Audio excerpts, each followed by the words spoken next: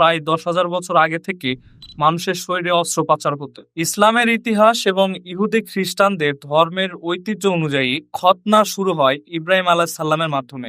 প্রাচীন পিরামিডের দেয়ালে এমন কিছু ছবি পাওয়া গেছে যেগুলো ধারণা করা হচ্ছে খ্রিস্টপূর্ব 5,000 বছর কিংবা তারও পুরনো হতে পারে। সেখানে স্পষ্টভাবে খতনা করার দৃশ্য দেখা যায়।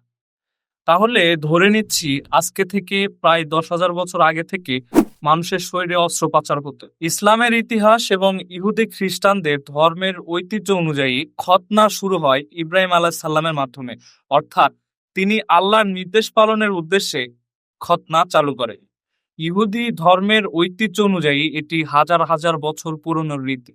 ইব্রাহিম আলাইহিস সালাম স্বয়ং নিজেই আল্লাহর নির্দেশ পালনের জন্য খতনা করেছিলেন। হযরত মুহাম্মদ সাল্লাল্লাহু আলাইহি সাল্লাম ইব্রাহিম আলাইহিস সালামের রীতি এবং স্বাস্থ্যগত দিক বিবেচনা করে এটি প্রচলন চালু রাখেন। হাদিসে আসছে ইব্রাহিম আলাইহিস সালাম স্বয়ং নিজে 80 বছর বয়সে খতনা করেন আল্লাহর নির্দেশ পালনের জন্য।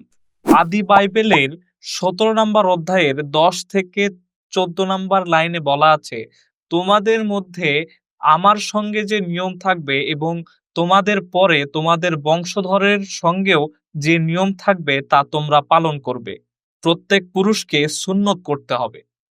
তোমরা তোমাদের পুরুষাঙ্গের অগ্রভাগের মাংস কেটে ফেলবে, আর এটাই হবে আমার এবং তোমাদের মধ্যে নিয়মের চিহ্ন। তোমাদের মধ্যে যে পুরুষ 8 দিনের শিশু তাকে অবশ্যই সুন্নত করতে হবে। তোমাদের বংশে যে দাস জন্মায় অথবা বিদেশীর কাছে টাকা দিয়ে কেনা হয়, তোমাদের বংশের কেউ না হলেও তাকে অবশ্যই সুন্নত করতে হবে। তোমাদের বংশে যে জন্মায় এবং তোমাদের টাকায় যে কেনা হয় তাকে অবশ্যই সুন্নত করতে হবে। এইভাবেই তোমাদের শরীরে আমার নিয়ম চিরকালের নিয়ম হবে। আফ্রিকা এবং অস্ট্রেলিয়ার অনেক আদিবাসীরাও হাজার হাজার বছর ধরে এই খতনা করে আসছে। তাদের কাছে এটি খোদার কোনো মেসেজ কিংবা নির্দেশনা নয়, এটি তাদের প্রাপ্তবয়স্ক পুরুষ হবার রীতি কিংবা সাহসিকতার প্রতীক বোঝাতে করে থাকে।